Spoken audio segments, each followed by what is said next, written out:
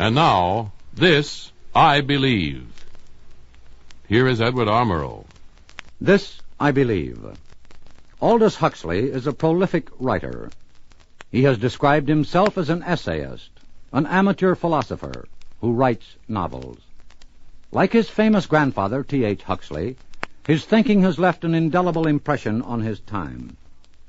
Among his novels are such modern classics as Point Counterpoint and Brave New World. This is what Aldous Huxley believes.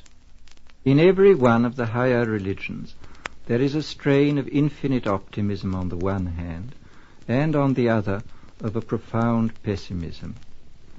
In the depths of our being, they all teach, there is an inner light, but an inner light which our egotism keeps for most of the time in a state of more or less complete eclipse.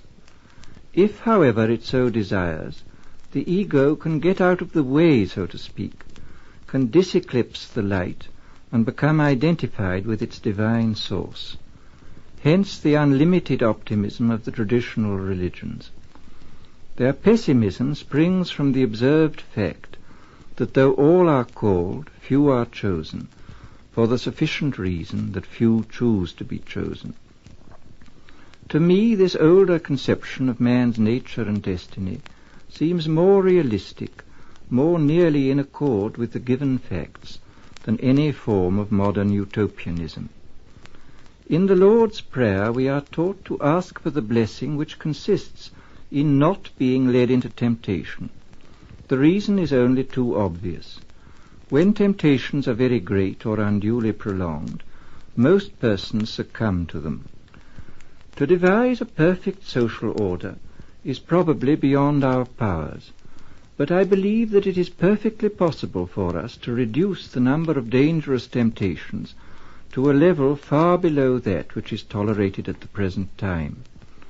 A society so arranged that there shall be a minimum of dangerous temptations, this is the end towards which, as a citizen, I have to strive. In my efforts to achieve that end, I can make use of a great variety of means. Do good ends justify the use of intrinsically bad means? On the level of theory, the point can be argued indefinitely. In practice, meanwhile, I find that the means employed invariably determine the nature of the end achieved. Indeed, as Mahatma Gandhi was never tired of insisting, the means are the end in its preliminary stages. Men have put forth enormous efforts to make their world a better place to live in. But except in regard to gadgets, plumbing, and hygiene, their success has been pathetically small. Hell, as the proverb has it, is paved with good intentions. And so long as we go on trying to realize our ideals by bad or merely inappropriate means, our good intentions will come to the same bad ends. In this consists the tragedy and the irony of history. Can I, as an individual, do anything to make future history a little less tragic and less ironic than history past and present?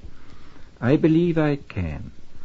As a citizen, I can use all my intelligence and all my goodwill to develop political means that shall be of the same kind and quality as the ideal ends which I am trying to achieve. And as a person, as a psychophysical organism, I can learn how to get out of the way so that the divine source of my life and consciousness can come out of eclipse and shine through me. They're the creed of Aldous Huxley, who was born in Surrey, England, and now lives in Los Angeles, California. His novels are at home throughout the English-speaking world.